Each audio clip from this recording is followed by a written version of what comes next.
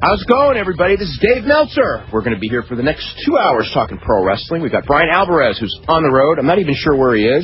He was in the car. Not either, so. He was in the car the last time I was talking to him. Milwaukee, Oregon. Really? Yes. And where are you wrestling in Milwaukee, Oregon? Yes, the Elks Lodge here. Oh, okay. Tony Bourne used to run all his shows. Okay, so anyway, Bryan's going to be here for the first hour before he's got to wrestle tonight, and we've got just a ton of subjects to talk about. Now, all the phone lines are lit, but there will be open lines as the show goes on. You can write this number down. It's 1-800-878-PLAY to join us, and you can talk about WrestleMania and all of the goings-on in pro wrestling. And, boy, last week was quite the week. We knew going in it was going to be one of the biggest weeks of the year, and it was and then some. WrestleMania was an awesome show. Bill Goldberg debuted on Monday. Kevin Nash didn't debut on Monday, but he's debuting tomorrow night on Raw. Sable was back. That was a surprise. Roddy Piper is back, which I guess Bryan halfway knew.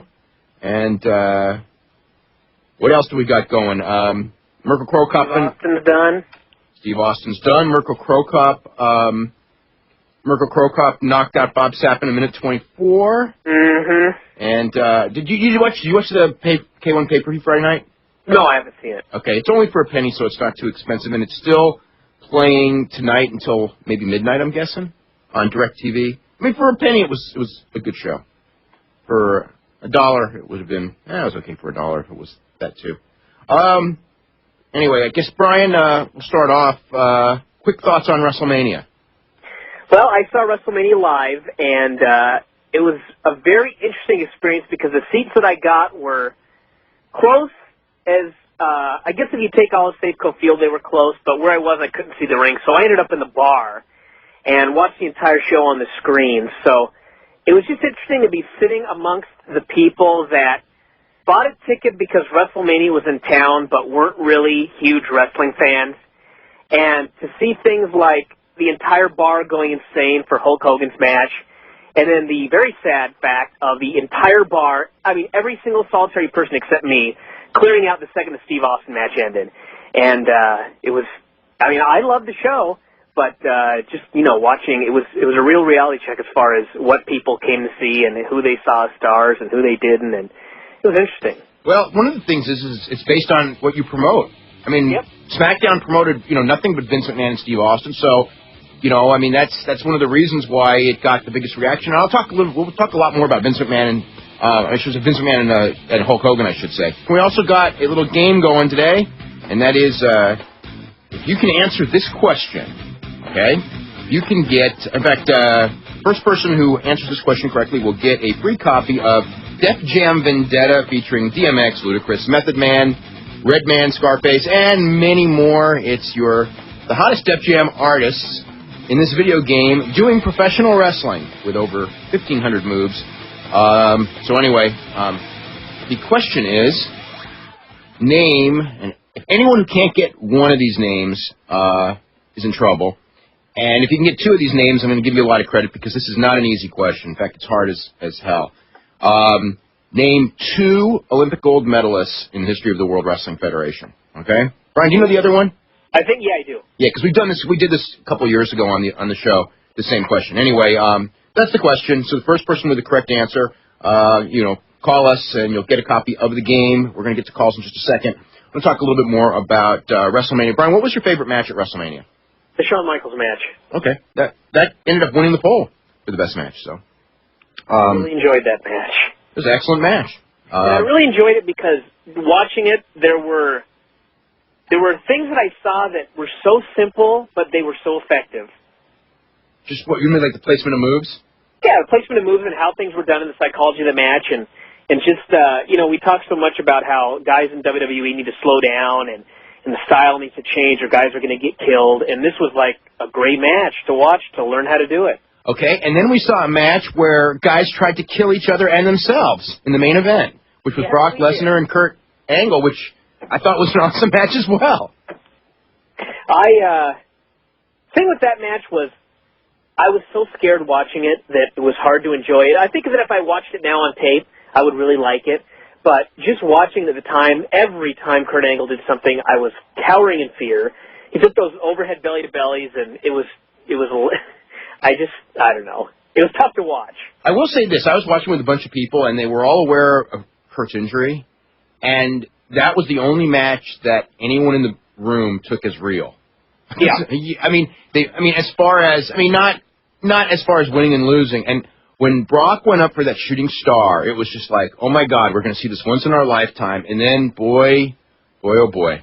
I know. And, the thing was, everybody in the building, it seemed just from watching it, and obviously I didn't poll everybody in the building, but it seemed that the majority of the people had no clue that Kurt was in bad shape. But watching crowd reaction, I got the impression that they really didn't, because the reaction would have been totally different. Yeah, and I'm sure 99.9% of the people had no clue that Brock was going to do a shooting star press. But when he went out to start climbing up the top rope, it was like watching King Kong climb the Empire State Building. Everybody knew that something was going to happen and that it was going to be something to see. And it was definitely something to see, but I wish he would have hit it. Yeah, we all do. If he had hit it, it might have been match of the year, or close to it anyway. We would at least be talking about it as a candidate. Yeah, I think if he had hit that thing. Steve Austin is done. Looks like it. Yeah, unbelievable. Although I remember. Well, you never say done in this business, but no. I remember 4 years ago I wrote this article about how he was done, and it turned out he wasn't done, but his family thought he was done. So yeah, Steve. That brings up another thing, because it's like Kurt Angle's having surgery on Friday. And he's having basically what would be minimally invasive neck surgery, which is basically arthroscopic surgery of the neck to correct his injuries, his bone chips and that are pressed on the nerve and things like that, herniated discs. And it's very controversial because while other athletes have had it done by Dr. Joe in Pittsburgh, they've all been gymnasts except for Scott Hall, and Scott Hall's injuries were not anywhere near the level of Kurt Angle's. Nor, when Scott Hall came back, did he do anything near the level of what Kurt Angle's going to do when he comes back. And if you have any doubt that Kurt Angle's going to change his style, just watch the tape of that match from Sunday. He ain't coming back and changing his style. Or watch Chris Benoit's matches. And I hope he can hold up. This is a great, if this works, it's a great breakthrough, because, so many of these guys that have been out for a year, maybe they can get, back in 2 months, and that's a big difference. But, boy, if it doesn't work, it's going to speed up the end of his career. And even with Austin, the one thing is that, Austin, he got a reprieve and he got a couple of extra years of his career, but, sooner or later, he went down, his career is ending, by the same basic injury. Yeah. The way I look at it is, I talk to a lot of people that say, okay, this looks too good to be true. And I just look at it, and I'm being optimistic in that 50 years ago, everything that's being done today, back then would have looked too good to be true.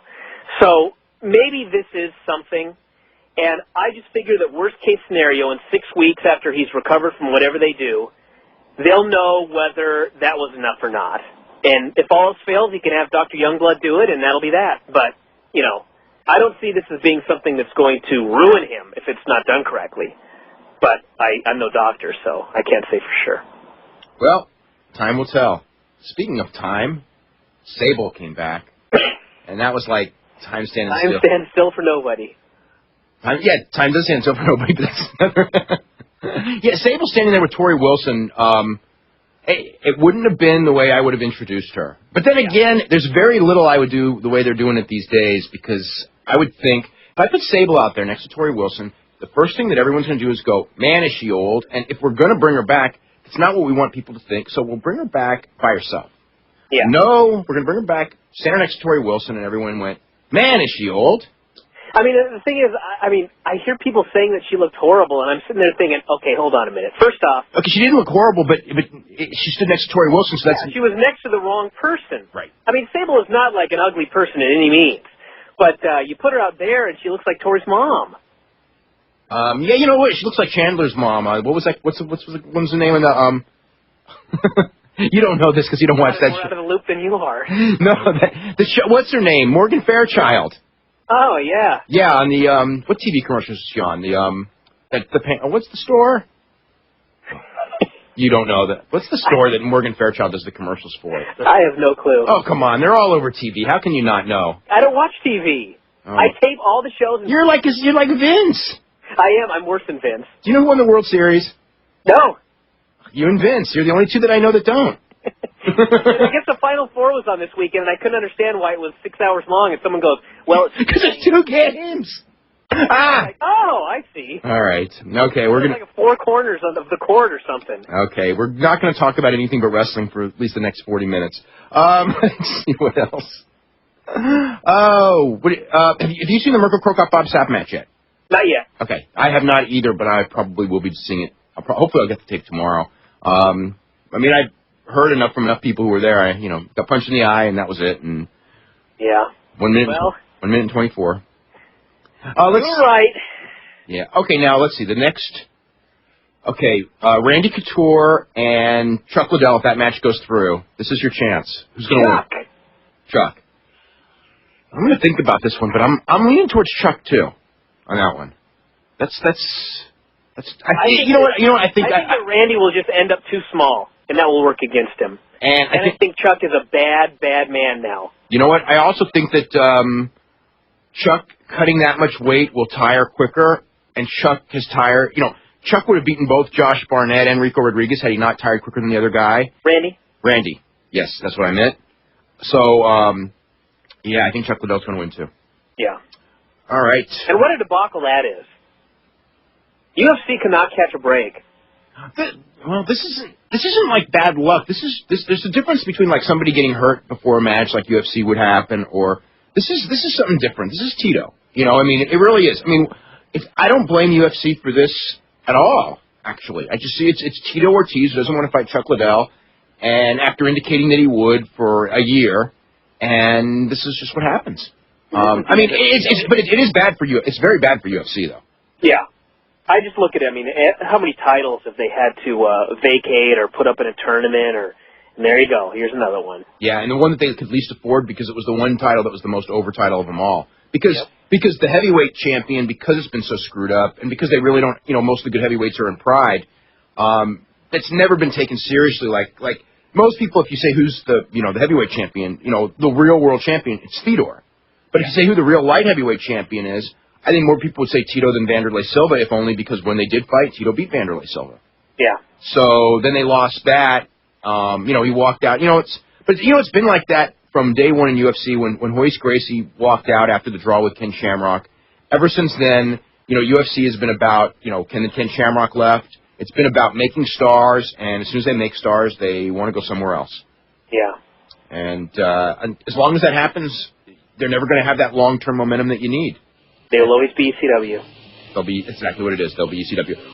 Not this coming week, but next week I'm going to continue with the history of the WWF feature, which, boy, last night made me feel good. So many people were coming up saying how much they thought that the part 2 was like the best thing they'd read in a long time. So they were awesome. Oh, part 3 is going to be really good too, and it'll be on the 1984 through.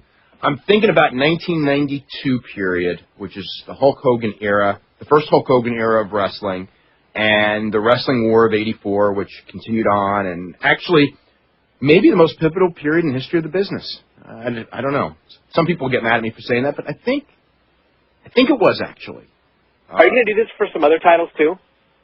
God, it's so popular. I think I probably will for the NWA title at some point. But what other like a book that you could put together when you're done? Okay, but what other aside from the NWA title, what other titles could I even do it with? Do you think? Well, I was mostly thinking about the NWA title. Yeah, I could do it for the NWA title. AWA title, I don't see it because it was just the AWA. And well, it could be a short piece.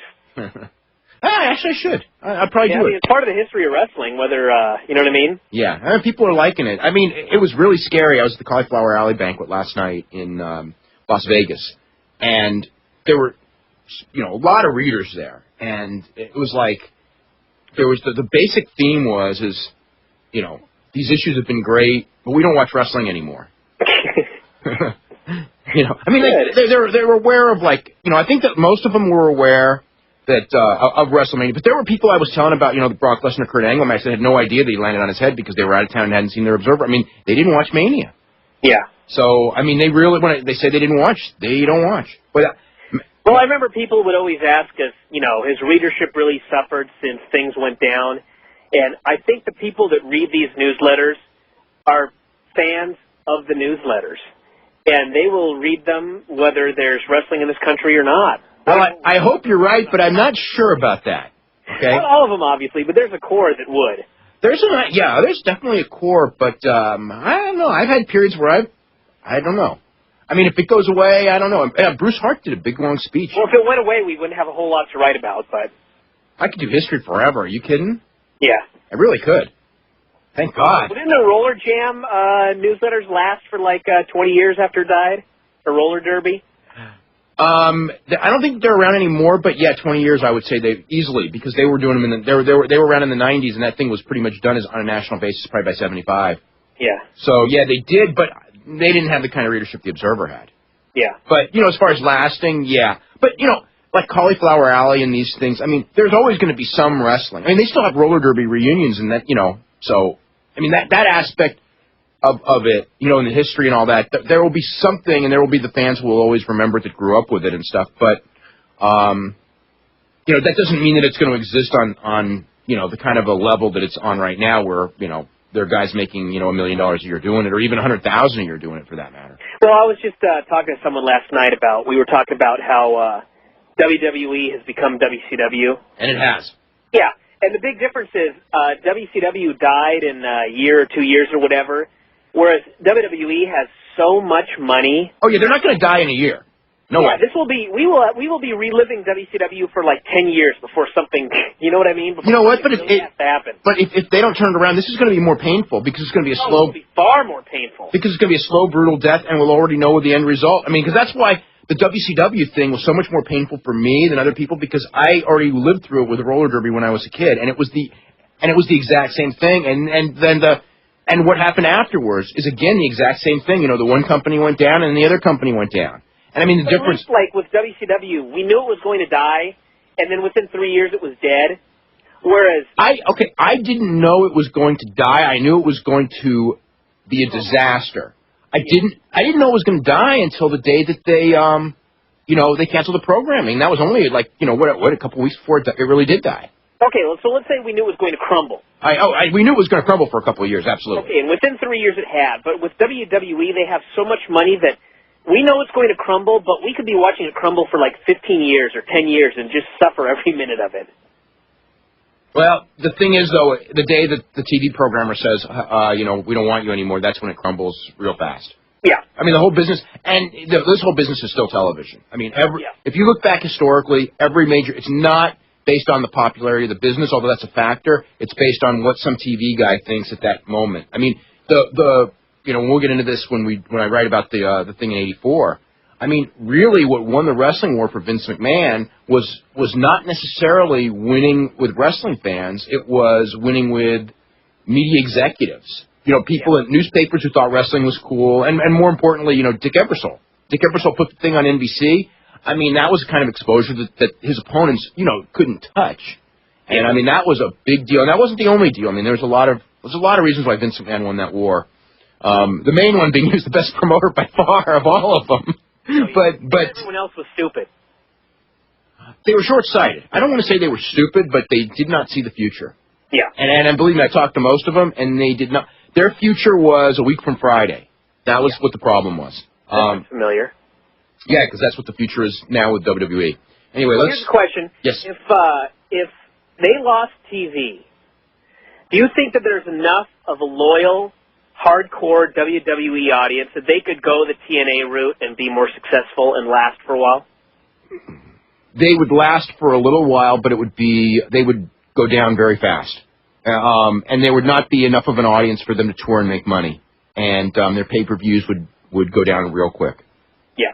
I mean, they could put it this way, they could do pay-per-views, I think, that would do 80,000 buys, a month. Yeah. But not 250. Yeah. That's kind of what I think. I mean, the name will get you to a point, but really, when you're off TV for a long time, boy, out of sight, out of mind. Out of sight, out of mind. I mean, all those people that subscribe to the newsletters and stuff, those people they'll know when the pay-per-view is, and, but those casual fans that really make the difference, all the drunks that were in the bar with you that didn't want to see the Kurt Angle match, they're toast. The day that thing's off TV, they're gone the next day. Oh, yeah. Every one of them. Okay, Sure. let's go to the phone calls. We're going to start in Chicago with Dan. What's going on, Dan? Dave, how you doing? How you doing, Bryan? Doing really good. Hey, I got at least one of the two Olympic gold. Well, everyone's got one. Tell me the other one. Well, all I know is Ken Patera. Well, you're wrong on that one. Sorry. Really? No. He didn't win a gold medal. He bombed out, actually, but he went to the 72 Olympics as weightlifting. Okay, then I don't know then. Okay. Listen, I can't hear the callers. Uh-oh. Well, I don't know if they can fix that for the next one. Okay, we'll try to get that fixed. Okay, go ahead, Dan. what do you think Bill DeMont's going to make the switch to Raw to fight Goldberg? I don't know. Do you think he's going to go on a win streak since he got a big reaction? Who, Bill Goldberg? Yeah. He better. Okay. He better not beat him. Now, the other thing with Hogan, is that a storyline with what's going on? In what sense? Everything's a storyline if it's on TV, yeah. Okay, well, what are they what do they have planned with that? Do you know? No, I actually don't know what they have planned, but I mean, Hogan's wrestling on the next pay-per-view, so whatever it is, it ain't going to be long. Okay, and with Steve Austin, I heard that he's going to do something with Bischoff and still be around. Yeah, not as a wrestler though. Right, but I heard he's going to do like different pay-per-views, not like Raw matches or whatever. Don't think so. No. Don't think so. Hey, anything can happen, but that was certainly not the plan as of 2 days ago. And do you think with WrestleMania 20 coming up, in a year, obviously, do you think they're going to have Piper Hogan WrestleMania? I don't think that it'll last that long. I think it'll come quicker than that. Okay, but you don't think with the Madison Square Garden thing, history with them, that they can't? They could do it. There's nothing wrong with doing it. I got nothing against Roddy Piper being in for, a month here or doing a pay-per-view with Hogan. If Hulk Hogan and Roddy Piper were to do a pay-per-view match and it was presented as a nostalgic, nice-feeling match, fourth from the top, and promoted as fourth from the top, that would be excellent. Mm-hmm. It really would. Promoting at his age in the cage would be a bad idea. Yes, but building the whole thing, and this is the big mistake of Mania, the big mistake of Mania, obviously Vince and Hogan had a better match than people thought, and people were into it, but the big mistake was that match was promoted as the match. And that it kills them for house shows because the two guys that all of Bryan's drunk friends wanted to see are not going on the road for house shows. Yeah. And they're not going to buy, and those people are not buying tickets to house shows, and they probably didn't go to Raw the next night either. For the record, too, my favorite match on Mania was Shawn Michaels and Jericho. The only thing is I was hoping it'd be a pass the torch match. Michaels could have passed the torch to Jericho. In hindsight, now that everything's gone down the way it has, I think that Jericho should have won. But yeah. I know, what, Bryan made a real good point to me during the week, and that is, I'll bet you that Jericho didn't want to win. I bet I would almost be sure of it. So, that can, And one last thing, if I may. Yes. Do you think they'll ever break the record of 94,000 in the Silverdome? Do you think they'll ever break that record? Or this was probably the last year that they would have enough popularity. Maybe one more year, and they're going to the Garden next year. Yeah. But they could have broken that record any of the last 4 years, just because it's WrestleMania. The year they had Rock and Austin, they sold out far quicker. They would have broken the record for that. It's just a question. Well, first of all, the record's not 94; it's 78. But aside from that, all they got to do is go to a building that can hold enough people, and they'll break that record. That record to me. That live attendance record, to me, is not as impressive as some of the other things that they did on that day. I'm talking about the 93,000 they had at the Silverdome. Yeah, that was 78,000. No, that was 93,173. Okay, well, it wasn't, but that's the story. Welcome back to Wrestling Observer Live. I'm Dave Meltzer, editor of the Wrestling Observer newsletter with Bryan Alvarez of Figure 4 Weekly. And, I was thinking about what an awesome wrestling promoter Vince McMahon was in the 80s. It's kind of sad. I just hope that Dan didn't get the 93,000 number from my Penthouse column. If so, I profusely apologize. It was not my fault. Why don't you tell everyone the story of that? Because that's actually a great story about modern journalism. When I wrote wrestling columns, and I'd like to make sure that everybody knows they were wrestling columns, for Penthouse, they had these fact checkers that went through to confirm that everything that I had written down was true. And we had an article, I think it was the very first one I wrote, which I should have learned a valuable lesson with this first column. And I wrote that WrestleMania 3, in fact, had the 78,000 people.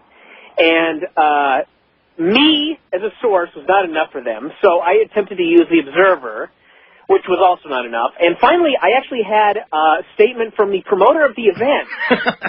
And the promoter of the event saying that, yes, there were 78,000 people there, but no, that was not enough for the fact checkers who went on the Internet to check the facts and learned there were actually 93,000 which is what ended up in the column. I'll tell you my favorite version of the similar story was when Andre the Giant passed away. There was an article in Sports Illustrated, and in the article, have I ever told you the story, Brian? Yes, you wrote the letter. Yeah. Okay. Well. Okay. So anyway, yeah. They wrote a story on a scorecard piece on Andre the Giant's death and mentioned that he was 7'5", and I wrote them a letter and I go, Andre was 7'4".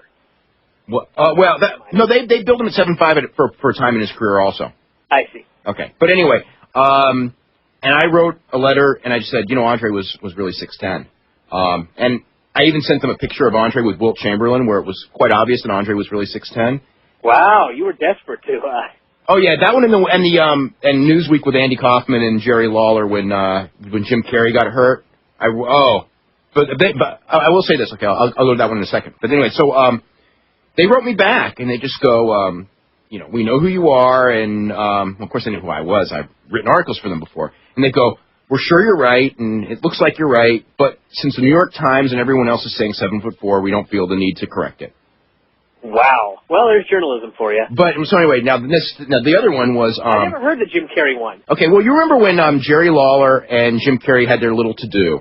Yeah. Okay, and Newsweek wrote about this whole thing about how it was the same thing that Jerry Lawler had done to Andy Kaufman, and wrote it like the Andy Kaufman thing was real. This is before the movie came out, but after Andy Kaufman's book came out, it doesn't even matter. Everyone knew, So anyway, I wrote them and I said. It was a pro wrestling angle. Jerry Lawler and Andy Kaufman probably wrestled each other 30 times, maybe more. And they never even wrote me back. Well, there you go. If I ever botch something that bad, like if something comes up and it turns out that some match in Pride turns out to have been work that I thought wasn't, believe me, I'll write about it. I'm not going to say, oh well, since no one else knew, Well, the thing with the media was there were so many articles up here about WrestleMania. And there was one article that pretty much was entirely accurate, but they wrote that the finish of the Shawn Michaels match was Shawn winning with a super kick. And I thought, you know what? But that's minor to me. Yeah, that's the point. But I'm looking back and I'm thinking, okay, look at all the historians that use old articles to confirm or deny stories about what happened there you go. in the 20s. Right. And you can have an article where every single solitary thing is correct, so you assume that everything else must be true, and one tiny little mistake like that, and history's changed. Well, I'll bet you that, finishes of all those famous matches, we're relying on newspaper accounts, and I'm sure that most of them are right, and many of them are wrong. Yeah, why would a reporter from 1910 or 1911 covering a Frank Gotch match be any more human than a reporter covering WrestleMania today? There'd be no... In fact, there would be less because there was a lot less fact-checking back then. Yeah, so there you go. There you go. Let's go to Aaron in Vegas. Aaron, what's going on? Guys, how you doing tonight? Doing really good. Can I take a shot at your question? Yes. Is one of them the Iron Sheik? No. No? All right. Iron Sheik. Two things I wanted to get to. With Piper and Sable both being back, who are they going after next? How long is it going to be before we see, Ultimate Warrior, Macho Man Randy Savage, Jimmy Anvil Neidhart? Jimmy Anvil Neidhart they may not be calling, but the other ones, I swear, I think they're going to call both of them. I really do. I would never have thought Ultimate Warrior Savage, yeah, I would think, but I'm thinking he's calling everyone. I think he's just completely gone now. It's just like... I talked to some people down at the Cauliflower Alley on Friday when they were doing some setup and some checking in, and, there was the rumor that Savage might be coming in for a little short run. It wouldn't shock me. It's nuts. Is it going to be one of these things where Vince just tries to bring in all these old timers to shoot down Hulkamania? Is that where they're going with that? Maybe. No, I think that he's reached lost it totally, and he's. I think he's lost. I think he has hit the Eric Bischoff point where he no longer believes he can make new stars, and all he can do is bring back old stars, and that is death when you're a promoter. Is that Savage? He's like 51 now, is he? I know he's in great shape, but Savage is 51. 50. 50. 50. But he looks great because he's big, but he couldn't even work at the end in WCW. Yeah, and I think he's bigger now than he was at the end of WCW. Oh, yeah. If you saw him even in just the Spider-Man movie, he looked, pretty jacked. I remember there's some picture in some magazine I saw of him. He looked freakish. Yeah, he was, unquestionably huge. The other thing is, they really expect people to buy into Kevin Nash, all of a sudden becoming Diesel again? Yes, they do. Expect you to buy that. Are they going to call him just Diesel, or are they going to call him Kevin Diesel Nash, or what's the... I guess we'll find out tomorrow night. I mean, I'm sure they'll acknowledge that he's Kevin Nash. Yeah, I was gonna say that. Yeah, they're not going to do this thing where they pretend they don't know his real name, but yeah, that's what I was. Yeah, they're not going to do that. That's too insulting even for them. Yeah, so I just figured he's got to be Big Daddy Cool again and all that. So. Yeah, well, he always wanted to do that again, and plus it appeases, if it plays to Vince's ego that hey, the star that you made me was bigger than the star that Eric made me. Yeah. Even though he wasn't, but I mean, Vince doesn't know that because he never watched the other guy's shows. So now the other thing I wanted to ask about Sable is because she probably has absolutely no leverage whatsoever now, so she's basically at Vince's mercy. So he's probably going to put her in every gimmick match, degrading situation he possibly can. Well, he sure started that way, didn't he? Yeah. But the very angle that she vetoed before she left, wasn't it? Some sort of lesbian angle? Yeah. Actually, every girl in that company's vetoed that angle at least once. Yeah. I just thought that was quite interesting. Which one, the lesbian? The lesbian angle, yeah. The only ones who didn't were Tori and Dawn Marie, because they asked everyone to do it at some point. I just thought it was interesting that her first night back in, they had her, plant the little kiss, and that was one of the chief reasons she left in the first place. Yeah, well, that's... So I figured it's many months of mud, pudding, and pool matches for her. Oh, that's not going to work after about the second week. Yeah, that's what I was figuring. I think that the Sable one's just a huge mistake on so many levels, and it's just sad because, they have women on their roster, like Gail Kim, who's never even seen television, who's, 15 years, Nikita. Yeah, I was Nicole Fink, Nikita. Jackie Gator. Well, Jackie Gator will be on TV soon, most She's going to likely. be Canyon's manager, right? Is that correct? Is that what That's the plan. Yeah. Yeah. So, what about Linda Miles? Any plan for her call-up or no? I haven't heard. I haven't heard. Put it that way. And she's not ready either. Right. Because I've watched OVW religiously. She's not ready. All right, guys. I appreciate it. Which one, Nikita? No, Linda Miles. Yeah. And Jackie Gator, for that matter. I mean, talk about not ready. Well, she's ready for what she does in OVW, but nothing else. I mean, as a personality, yeah. But let's see. Let's go to Justin in Oil City, Pennsylvania. Justin, what's going on? Hey, how's it going, guys? Going good. Great job on the Mania issue, I just have to say. Thank you. Give me me or Bryan? Oh, yours. I haven't can't hear him. Bryan's yet. Oh, okay. I haven't seen Bryan's yet, unfortunately, either, which was actually I was pretty upset with because I had a nice long plane flight where I was planning on reading Figure 4, and then it didn't come. I'm sure it's undoubtedly the most hilarious wrestling read of the week. I don't know. Is your thing funny, Bryan? Which one? The WrestleMania review. I hope it is. Okay, good. Well, then I go out of my way to make it funny, but I think that there was enough funny stuff that happened that it should be at least somewhat entertaining. Okay, good. Actually, Dave, your review of the Hogan-Vince match from Mania was one of the funniest things I've ever read in The Observer. Well, thank you. Roddy Piper, fresh from breaking the world cheeseburger eating record. Uh-oh. Now he's going to find out I said that. Well, actually, he already knows, but he's going to... I don't want to say what he's going to do next. What happened? What? What happened? Oh, here's the caller. When I'm about Roddy Piper breaking the world cheeseburger eating record before he came to WrestleMania. Uh-oh. Yeah, I know. I shouldn't be joking about Roddy Piper. Especially when you were supposed to give your son a hug from Uncle Roddy. I can't believe you would play him like that. The Olympic gold medal question. Yes. Is it Bad News Brown? No, he won a bronze, but that's pretty close. And, for the life of me, I just don't know who the other one is. Most people don't. I think Bryan's the only. Well, we'll see. We got a bunch of people that are on board that think they know. So, someone will. I think. If they gave Matt Hardy and Ray 15 minutes and then the SmackDown tag match more time, don't you think this could have probably exceeded WrestleMania 17? Yeah. Yeah, they could. If they had just taken out the women's catfight and Fred Durst and given that time to those two matches, I think it would have been the best WrestleMania ever, yeah. That's kind of sad. Yeah. The Steve Austin stuff. Now, if he had the Lloyd Youngblood surgery and then a year and a half after working on his neck, he's thrashed again, does that mean Chris Benoit is going to be not feeling so good 6 months from now? Bryan, do you want to answer that question? I couldn't hear the question. Basically, since Steve Austin lasted about a year and a half of working before he was thrashed again after the Lloyd Youngblood surgery, how much more time does Chris Benoit have? I don't know, because I don't know where I was reading it, but I actually think it was the Angle interview on WWE.com where he said Youngblood said that Austin had the worst neck that he had ever seen and that Angle was a close second. So, that means obviously, Steve was just thrashed totally beyond belief. And I have no idea where Benoit's neck was in that, but I guess Benoit's still holding up fine, so who knows? Yeah. I wonder, and I mean, time's going to tell. But I'll tell you the other thing, you know, again from last night, being at Cauliflower Alley, those guys, especially the ones I would say from about in their 60s and up, oh, man, you know, they're really thrashed. Yeah. And they did nothing compared to what the guys today are doing. It's actually quite frightening. Yeah.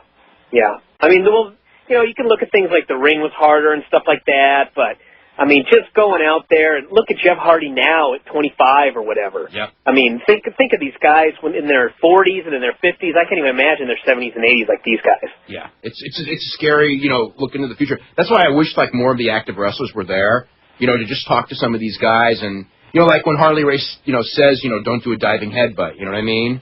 Yeah, and I remember him saying that, and I was always thinking, Chris Benoit's a machine.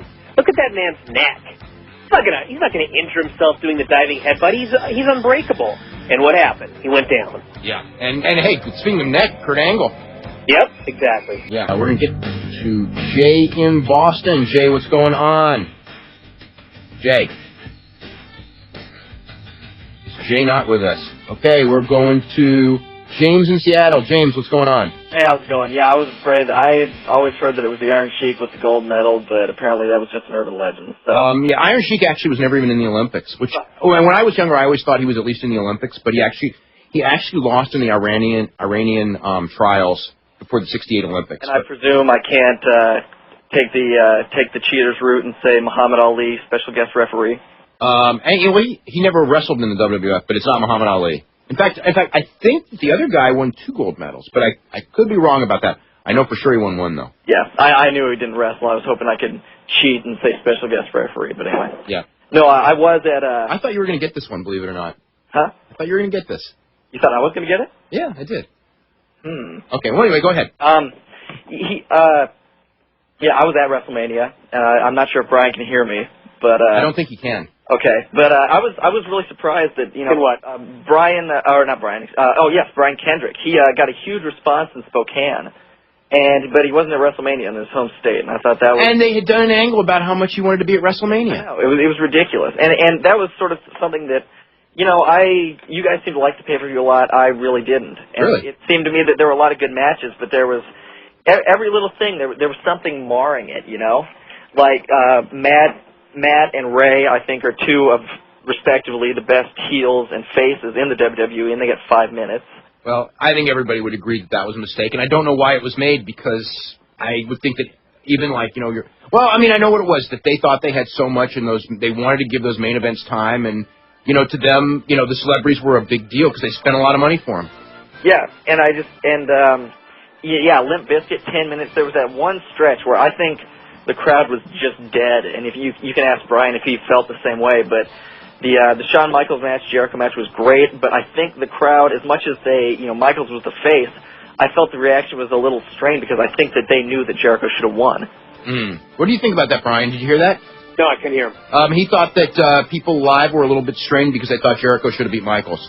I didn't get that, but I was in the bar. He was up in the bar, so yeah. Everybody was so happy in the bar, so that's all I can tell you. Yeah. And then they had Limp Bizkit, then the Pello fight, then Booker T doing the job, and that was just terrible organization, I thought, you know? I mean, you put 4 things that are going to kill the crowd right in a row. We are going to start with Ed in San Antonio. Ed, what's going on? Hey, Dave. What I want to ask about is I kind of got the idea, and I think it's perfect timing with you going to the Cauliflower Alley Club. I went to see the David Robinson Tribute Night, and we were supposed to celebrate a guy who did all this on the basketball court, but we ended up celebrating a guy who did all the charity work. And my question to you is, could you talk about some wrestlers who don't ask for attention, who don't, look for that, the rub from the media, but who go far beyond the call of duty when it comes to charity work? Bill Goldberg. Really? Well, what kind of things does he do? He's always doing stuff, and you rarely hear about it. There's a lot of guys that do a lot of stuff that you don't hear about, but that name comes to my mind because, I'm just aware of it, and because, he doesn't really look for publicity. I'll tell you another one. It's up and down, and, Hogan does a lot that you don't hear about, and he does a lot that you do hear about, and There were also times in the 80s where a lot of people covered for Hogan a lot. So and it's like a weird thing. It's like I want to compliment him, and he deserves compliments, but it's not. It's not 100%, if you know what I'm saying. But I mean, he's done more than. But you know, partially because of the what's the word? You know, because of the demand for him, he's done more than I would think almost anyone. But Goldberg, of guys I know, you know, who you don't hear about, yeah, he's done a ton. Okay, I've also heard good things about Chris Nowinski.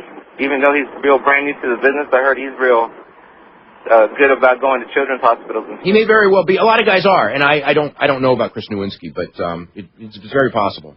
Okay, and let me ask you one more question. On the Piper's Pit, are they going to use this? Because I know he was talking about trying to help the younger talent. Are they going to use the Piper's Pit to push the mid-carders now and get their storylines more across? Or do you think he'll be stuck with Hogan and Vince? And well, I mean, it looks like where they're going that it's going to be Hogan and Vince, yeah.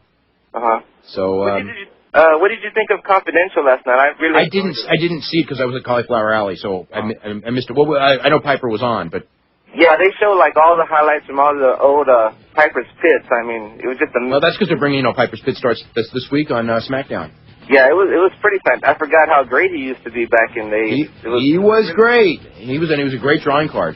Yeah, you should try and get a tape of that, and thanks for the time, Dave. Okay, we'll talk to you later. We're going to go to St. Paul, Minnesota, and Kyle. Kyle, what's going on? Hey, Dave, how are you doing today? Doing very good. Good. I just want to first off say that I love those two history pieces, and I'm really looking forward to the third one. That's going to be great. So. Thank you very much. No problem. Before I get on to Bob Sapp, I do want to mention I got a great news story for you. When the death of Kurt Hennig, I was working that night at the radio station, and the AP report came across the wire, you know, writing up his biography. And I don't know if you saw this, but they mentioned he was 44 years old, and that he had been wrestling for over 30 years, which made it very difficult. Right, exactly. He had been 14, and of course they also mentioned he had a high school degree, which would have been really difficult. So yeah. I called the guy that works at the AP. You know, we talk, you know, almost every night, so he knows who I am. And I said, "Hey, you realize he'd be 14 when he started?" And he's like, "Well, you know, that's my information." And I'm like, "Well, you can call Dave. You know, you can call Wade, or I even gave him Larry Henning's number. I said, call Larry and ask him, you know, how old he was." And he's like, all right, well, we'll get around to it. So in the future reports from the AP, they mentioned that according to an online biography from the Star Tribune, he started wrestling over 30 years ago, which, of course, the Star Tribune article was just taken and rewritten of the AP article that it was originally published. That is amazing. I'll give you a good one. A couple of years ago, many years ago, a guy, and I don't even remember his name, George, I think it might have been George Arena. I'm pretty sure it was George Arena. Who was one of the many Gorgeous George imitators in the 50s, but not the real one, and he passed away. Right. And I mean, I heard it all. You know, it was in USA Today. It was on The Wire. Paul Harvey. You know, Gorgeous George died. Yep. And Alex Marvez, who writes for the Fort Lauderdale Sun-Sentinel. I don't know who was writing for it at the time. I think he was still in Denver or in Boulder at the time. But anyway, he called right away. You know, AP and just goes, look, you know, the Gorgeous George died in '63. This is not, you know, the real Gorgeous George. And they were just nasty with him and blew him off. And, you know, what are you calling about, you know? Right. So there you go. Yeah, I always tell people, keep that in mind when you see any kind of news coverage, too. If they'll screw up something simple like that where they could just call Larry Hennig and ask him how old his son was. Well, I mean, just logic. Do you know what I'm saying? Yep, absolutely. I mean, if it was like... why didn't they go, hey, gee, you'd have been 14. And I said that to our news person, because our news person carried that. Yeah. And I called them, and I said, what are you doing? And they're like, well, you know, it could have happened. And I'm like, well, yeah, it could have happened, but it didn't. Yeah. I don't think it could have happened in Minnesota. They weren't letting anyone wrestle at 14. And like Bret Hart, you know, wrestled a match when he was 15 or something like that, didn't he? 16 or 17. Owen may have wrestled when he was 14 once under a mask. Right. I think I heard that story. You know, I had to admit that maybe it could have happened, but obviously, you know... But it didn't. Yeah. Cool. Anyways, I did see the Bob Sapp fight. Okay. And I have to say, I thought it was very depressing. It made me very sad. Just because he laid down? Well, it was just like one quick jab, and, you know, he was done. And, I mean, I've seen the cut afterwards, and it looked pretty bad. But, you know, you don't want to see a guy like that go down like that, you know, that quickly. And it was a reality, though. Right? Yeah, absolutely. I mean, you can't be fighting guys at that level and not training and running around being a celebrity. I knew that was, you know, I for months I knew that was gonna kill Bob Sapp this year. Yeah. Was he became too good? I mean, too big, and everybody was just, you know, and he was fighting too often and never not training enough. And these guys, like that guy, Mirko Krokop, the guy he's good. I mean, in fact, he's fantastic. Yeah, absolutely. And just to give Bob a little bit of credit, he was actually knocked down with 1:22 left in the round, and then you give him the 10-second count. So he lasted all of 1:50. Yeah. So yeah, I mean that was sad. What do you think they're going to do with him now? I mean, he's fighting. I think he's supposed to fight Francisco Filo in July. Right. And I don't know. I mean, obviously, Pride wants him. Because he's still a big draw. Right. So I move him over to wrestling. I mean, everyone wants him in wrestling. I don't know. I'm sure he'll do some wrestling this year. Yeah. I just don't know with who and when. Yeah, I would just think that I'd keep him out of shoot fights, or maybe do one a year or something if you could get away with it. Yeah, but I'm sure they want to make money too. There's so much money in him. I mean, the rating for that Krokop match was so incredible. So that's they're gonna burn him out. I mean, I knew they would a year ago. But yeah, absolutely. Yeah, I remember you writing that. So. Yeah. What do you think the deal was with that K1 pay-per-view? I mean, wouldn't it have made more sense to run it as a free commercial? Absolutely. Yeah, I mean, after I watched that, I was like, that was just a waste of, making people pay to see that. Well, if it's a penny, you can't complain. Right, but, somebody might flip by and see it if it's on for free. Absolutely. I mean, watching it. Yeah, you know what? And the other thing is when I watched it, and I'm seeing all the guys they're promoting all the guys. It was like I felt like I was watching WWE. They're promoting all the guys from the past, not the guys who are going to build their future. Right. And K1, while they have a great past in Japan, they have no past in the United States. Right. So all of those guys, Andy Hoog and stuff, it means nothing in this country. Yep. And then they sold their pay-per-view around a guy that's not going to be here. Who's not going to be on the pay-per-view. I know. I watched that, and I mean, it was very perplexing, and it was another one of those moments where I'm going like, does anyone get it? And finally, I wish Bryan was here to hear this, but I'll just say that if Bryan's picking Chuck Liddell, then I'm probably going to have to go with Randy. I know he hasn't been good on main events lately, but I don't know. I think Chuck Liddell's going to win, but we'll see. The only thing I think Randy has over Tito is Randy's a better wrestler. And Randy's a better wrestler, but I'm wondering what the weight. If Randy Couture was coming in at 235 or 230, and Chuck was coming in at 230, Randy at full strength. I think that Randy's a good enough wrestler, because he's a better wrestler than Tito. I think he would take Chuck down. Right. And that would neutralize Chuck's advantages. Yep. But at 205, I don't know. Right, yeah, that's the big question. That's the big question mark, yeah. Cool, well, great, thanks. Okay, thanks so much, Kyle. Have a good night. Can you believe those stories? I mean, what can I say? We're going to go to Alan in Deerfield Beach. Alan, what's going on? How's it going, man? That's going pretty good. Pretty good. A lot of people asked the same question I was going to ask, rather. But I wanted to know about Piper and Hogan, and when the match is going to come off. Is it going to come off at Backlash or whatever? It might be a tag. I mean, I don't know. I mean, I think it's going to be at Backlash, but they may hold it off a little longer. It's not like they're holding it off until Mania or anything like that, though. Are you surprised with Piper being back in light of the disparaging remarks he said about Vince and his book and so forth? No, because stuff like that doesn't surprise me a lot. I mean, I was more surprised that Vince brought him back than I wouldn't be surprised that he would go back, because I mean he worked for or he did those 2 shots for NWA TNA, so I mean, and then obviously WWE is far more high profile than that. But now understanding that if you told me that Vince was going to bring back Sable, then obviously Roddy Piper shouldn't surprise me at all. And what is Piper's relationship? Is it cordial between him and Hogan? Or? Right now, very good. Very good. I mean, they've had their ups and downs like everyone has, but right now, very good. Okay. And also, Bobby the Brain Heenan's book, I was going to ask you, he mentioned that Big John Studd and Andre had a real-life rivalry, and I also heard that from a Honky Tonk Man on the Shoot interview. Is that true? John Studd loved Andre, but at the end, when the time when John Studd came back for that run as a babyface and Andre was a heel, didn't get along. It was tough. Yeah, Andre didn't want to do a lot of stuff, and it was.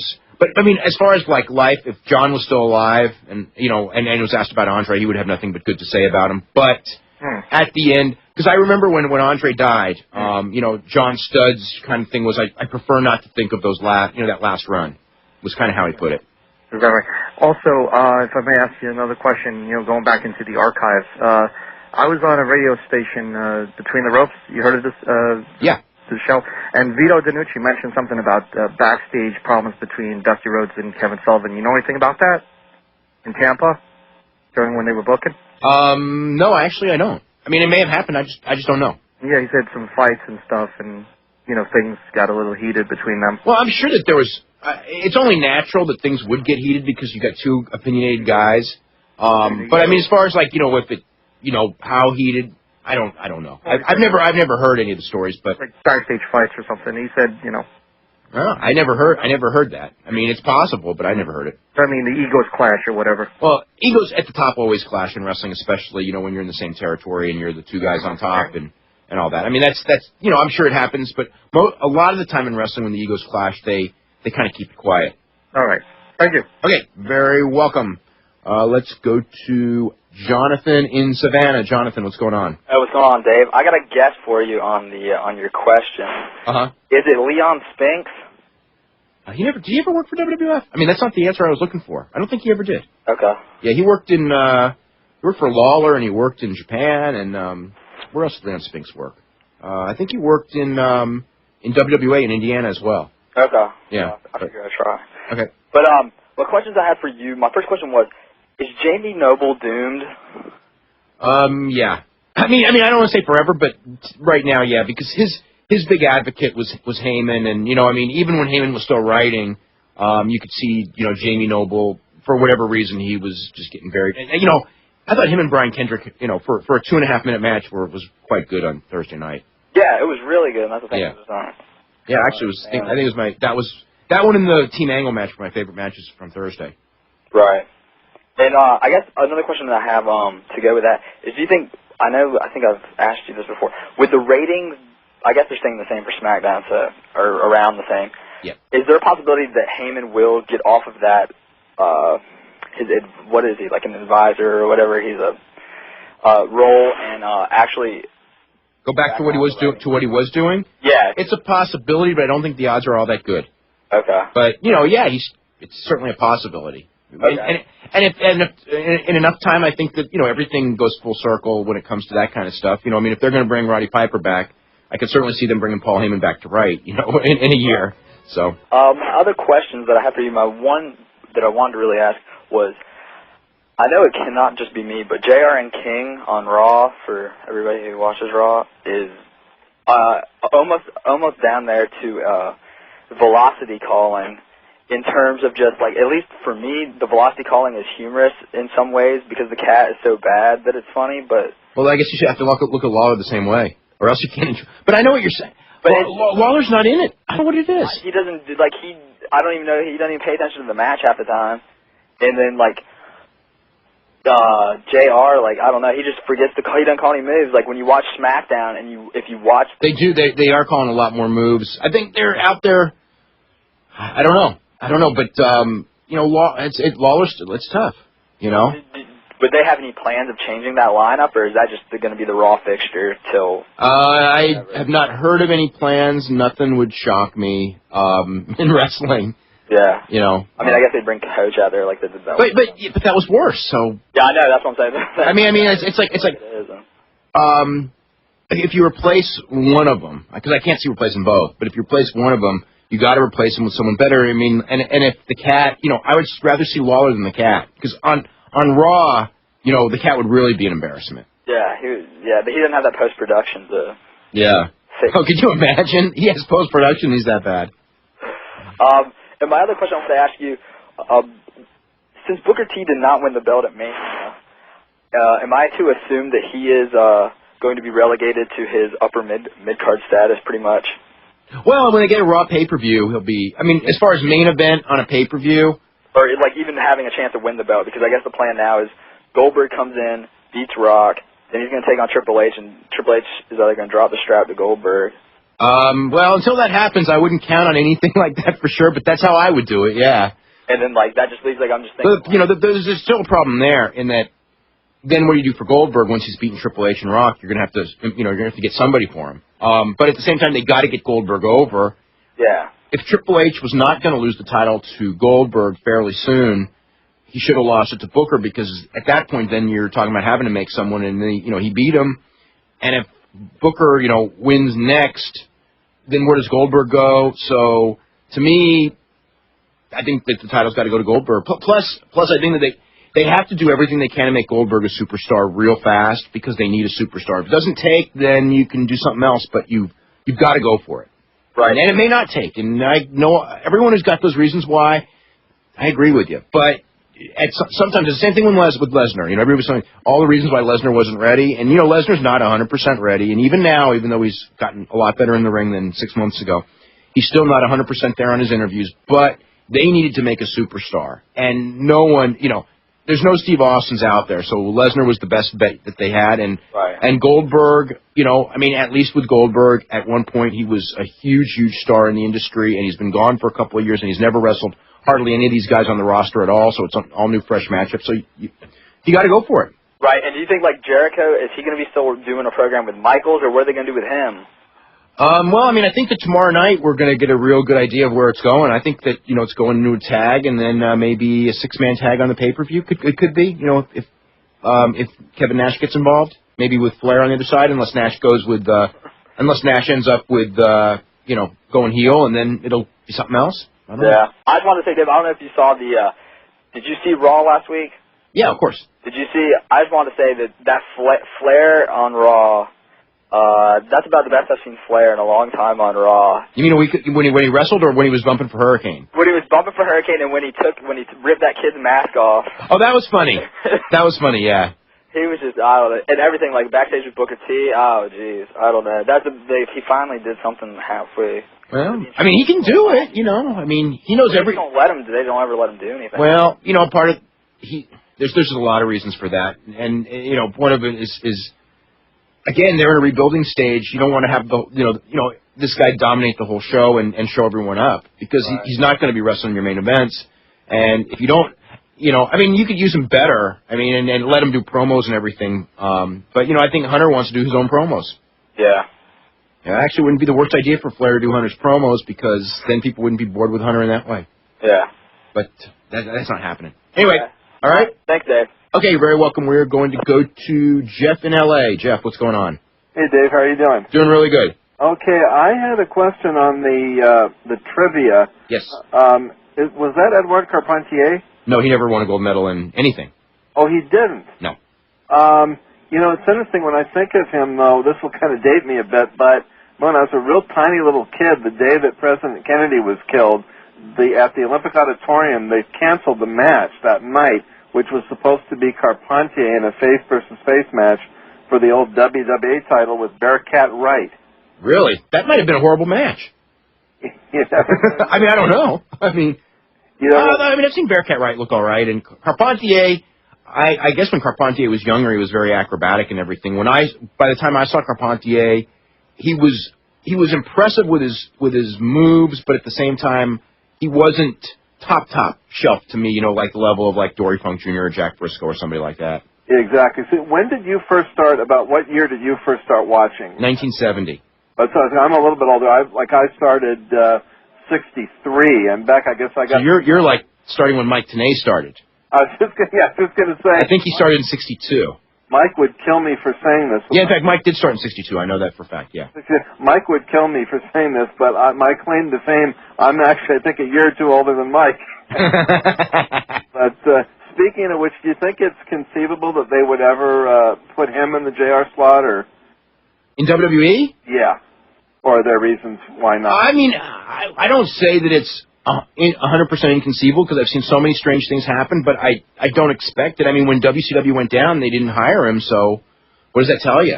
Yeah. Then again, you know, he's good, and I mean, I don't think he's what they want. You know, I think that they want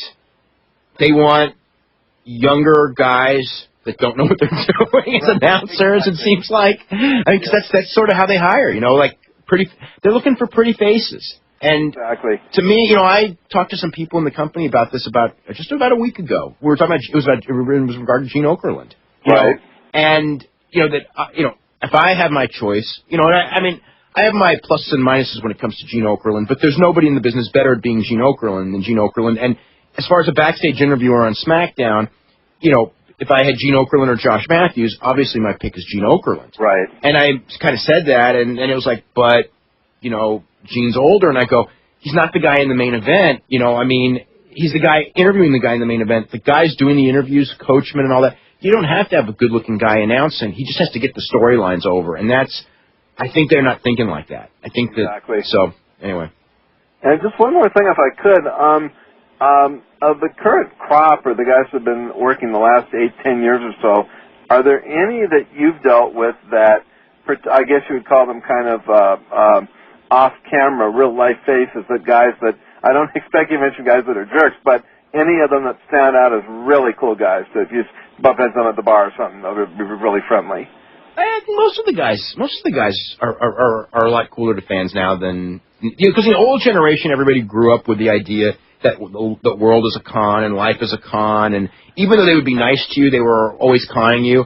And the new generation of wrestlers, I mean, they grew up as wrestling fans, and they, a lot of them, I mean, most of the ones that I've come across have been real nice. I think way more of them are nice than aren't. That's good. It's interesting that they had when the guys were over in, I think it was in Japan recently, and they had a little clip of it, and you saw a picture of Jericho talking to some fans. He was grinning from ear to ear, like he was really humbled, that the people wanted his autograph and stuff. I thought it was really cool. I think that a lot of those guys, and Jericho would actually not be one of them because he would really know because he's been everywhere. But if you had some of those younger guys when they go to a foreign country who have never traveled that much outside the United States, and to see that how over they are when they go to a Korea or a South Africa, I think that's got to be a total thrill. Because you see those clips whenever those guys come back from those tours. They're real happy. I mean, they weren't happy after India. Nobody liked that one, but most of these tours that, they're real happy when they come back. That's great. Yeah. Yeah, it was a pleasure chatting with you. Okay. Thank you very much, Jeff. We're going to go to David in Long Island, New York. David, what's going on? Hey, Dave. First, I'm going to try to guess on the trivia question. Yes. Now, I was trying to remember the list of Olympians you gave from that Observer Live a couple of years ago. Mm-hmm. I was just thinking, everyone that I could think of, what I knew wasn't a gold medalist that I knew of. Like Jumbo and Shoshu and those people. Yeah. That's right, because they did all work in WWF at one time. Yeah, so I'm going to guess because I could have sworn you threw this name out there. I'm going to say Kurt Angle and Nikita Molkovich. No, not Nikita Molkovich. Obviously, Kurt Angle's right, though. Okay, it was someone like that. I mean, I couldn't. Okay, anyway. I was wondering about what exactly is with this thing where you talk about how Jumbo Shiruda was lazy. As a night-by-night worker, because he was. I mean, that was his rep in the 80s, big time. One of the things, like all of the guys that would go there, I mean, when there was a TV camera on, he would work really hard, and the other nights he wouldn't do anything. So that's kind of was just his rep. Okay. I mean, is this from shows you saw or just... Shows, I can tell you one show I saw with, it was the Funks against Jumbo Shiruda and Yoshiaki Yatsu, and they were supposed to do a 30-minute draw. And Terry Funk was like all gung-ho. He wanted to do a great match. This was in 87 because kind of at the time it seemed his career was on the line because Baba was kind of unhappy with his performance. And he went in there and Jumbo says, it's cold, I'm not taking any bumps, I'm not going to the mat. And he wouldn't do a thing, and they had a stinker of a match. But yeah, that's one that I can remember right off the top of my head. Okay, because I had someone actually put together a thing of the matches you saw live with Jumbo in them. Uh-huh. That's the only one that you actually said was bad. That one was bad, yeah. But, I mean, as far as, like, the guys that were on the tour, if you talk to any of the guys that were on the tour back in those days, I mean, that was, Jumbo's rep. Okay, because, I also think about that. You have to remember that All the Time would take a lot of the shows back then, so I can't really think of that many nights where he would have... No, they taped once a week. They taped once a week. Are you sure? Because I have some tapes from, 87 where it's like, there were, 3 Ric Flair title matches from, the same block of TV. Maybe, but, generally speaking, they were doing, one TV a week. That's not so unusual as far as now, too, as well. I mean, if you see that the matches now at the house shows, all of the older guys don't do anything at the house shows now because they have to, that you have to save yourself. Back then, there was a different attitude, but Jumbo was the guy who saved himself. We got Brandon in Baton Rouge. Brandon, what's going on? Hey, Dave. I had a guess on your question here. Thinking it was Anton Giesink who won the gold medal in judo. I want to say you're close, but Anton Giesink never wrestled for WWE. But he did. But in fact, he did. He wrestled for All Japan. Okay, because I saw he had some matches with Gorilla and Bobby Duncan, and figured that may have been it. He wrestled Gorilla in Japan. Okay. Yeah. And I also was wondering how you think they're going to handle Cena versus Undertaker on SmackDown, because I'm Cena's got to figure out a way to get over because Undertaker's having surgery a couple days later. Well, I have a sinking suspicion that the FBI is going to put Undertaker out and just completely screw Cena over going into the pay-per-view. I think the FBI is getting involved myself. Unfortunately, yeah. So, yeah, I think that they're going to cost him somehow. Maybe even...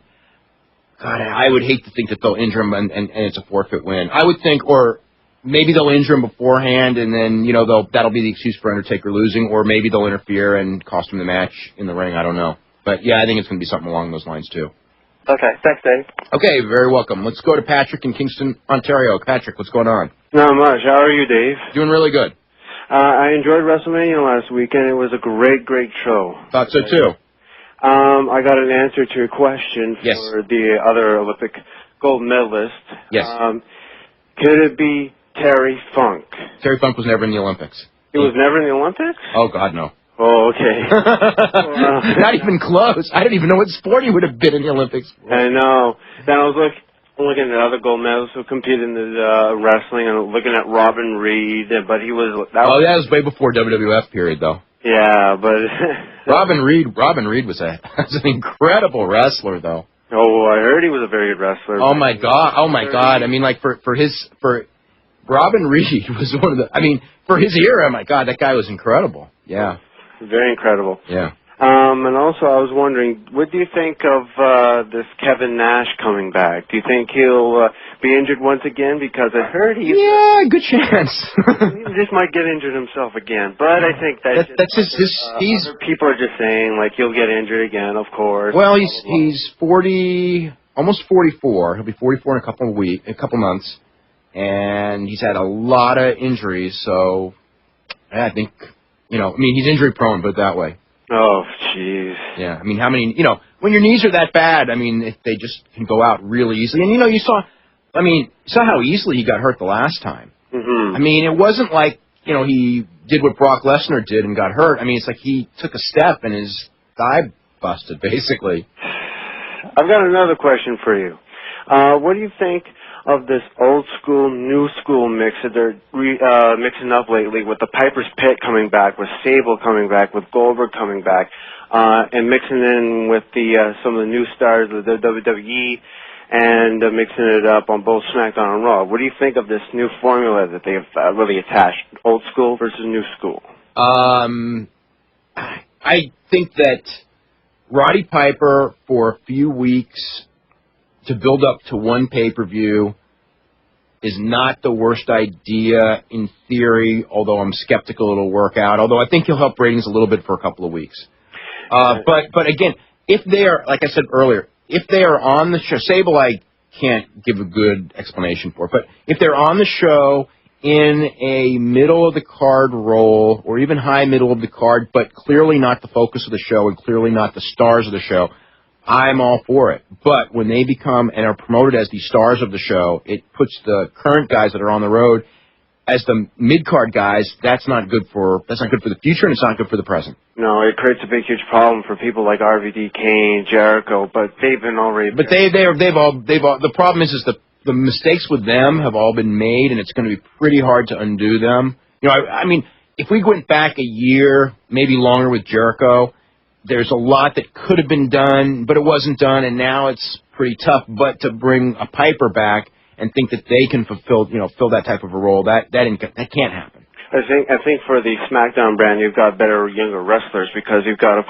Rhino, you've got Chris Benoit, you've got John Cena, Eddie Guerrero, Chavo Guerrero, and you've got also A-Train. Maybe A-Train's a little bit of a sticky issue with some of his wrestling because it's somewhat bland at times, but I predict that some of the younger guys on SmackDown will have a better chance of becoming a champion compared to what Raw has right now, because now they're all booking like Goldberg's going to win the title, for heaven's sake, Well, we don't know that. Well, but I think that they have to do it. I think they just have to make a splash with the guy, and fast, because they've got to make a big star out of him. Yeah, but do you think SmackDown has a better chance of getting younger people over than... they have better guys because of the cruiserweights, but those guys are all, by being cruiserweights, are kind of limited to how far they're going to push them.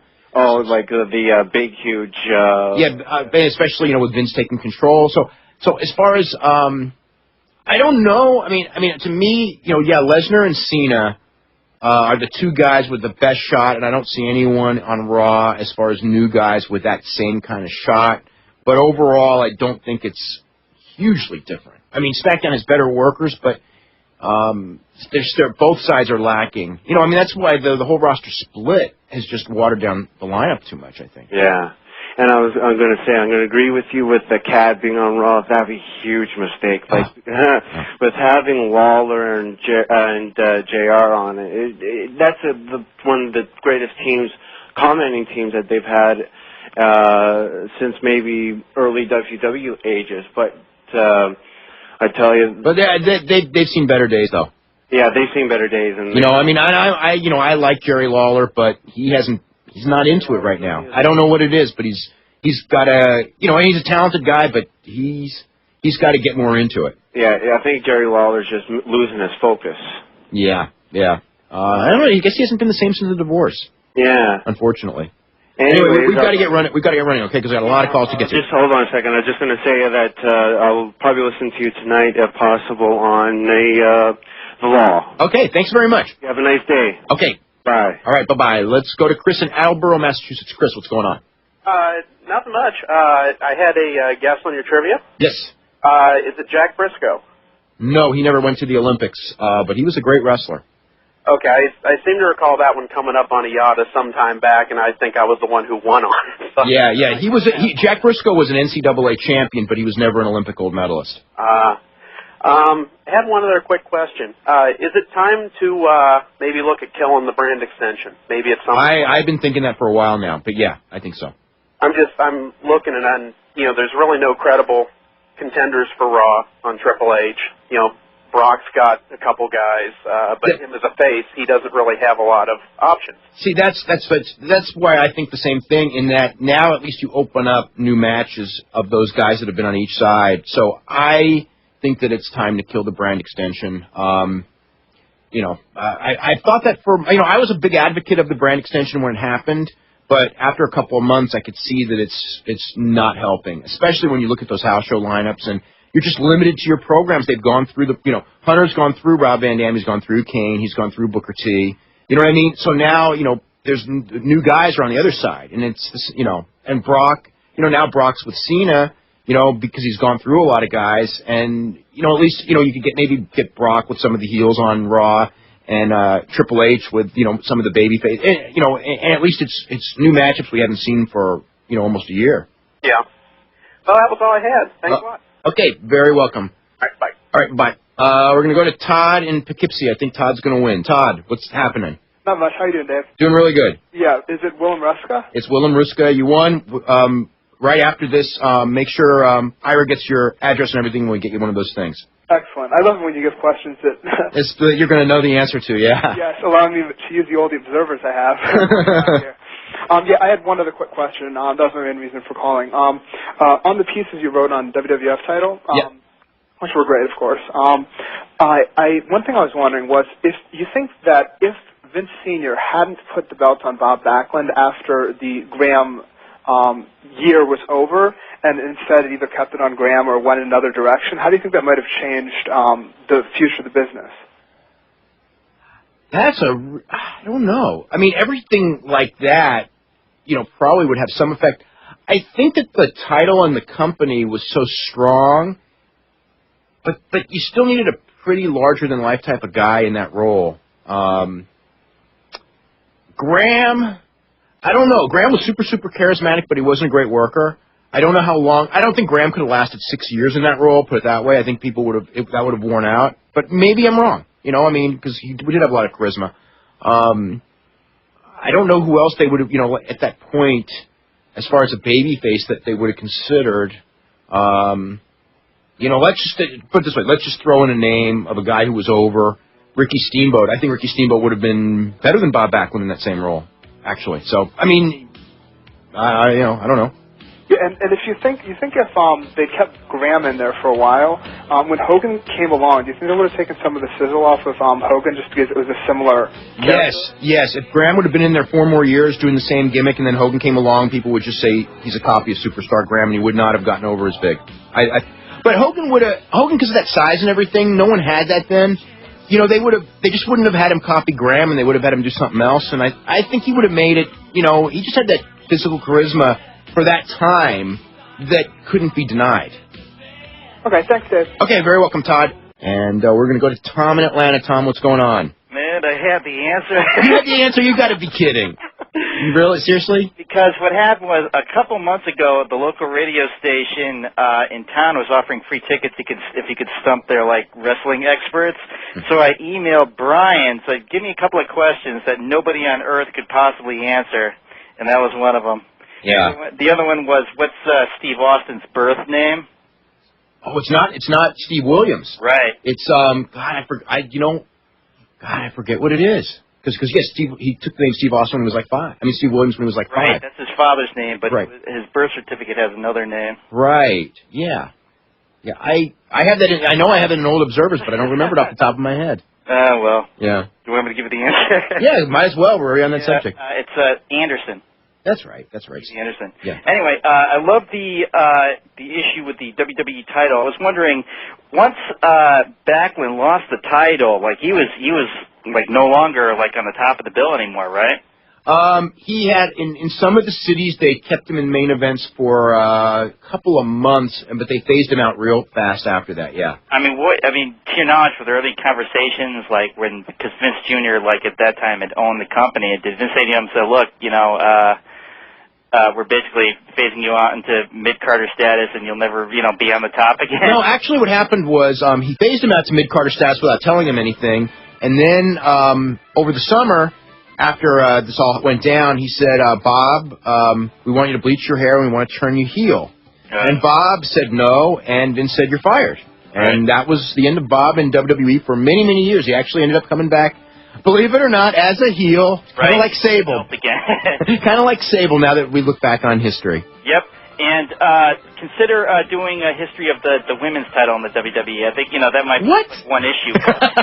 What can I write about Moolah? What? What can I write about Moolah? I guess, actually, it was a whole lot of politics, when the... Screw job with Wendy Richter. Yeah, that was a big story. I'll write that on the... I'll talk about that in the when I do that whole period in WWF history. Do you know what Richter's doing today?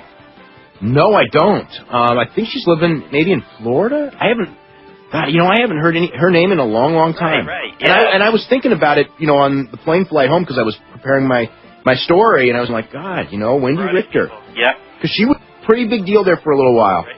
And Morgan Fairchild does commercials for Old Navy. That's right, Old Navy. Yeah, I know that. Brian doesn't watch TV. Anyway, we got to get out of here, okay? Right. Okay, thanks so much, Tom. We'll see you next week.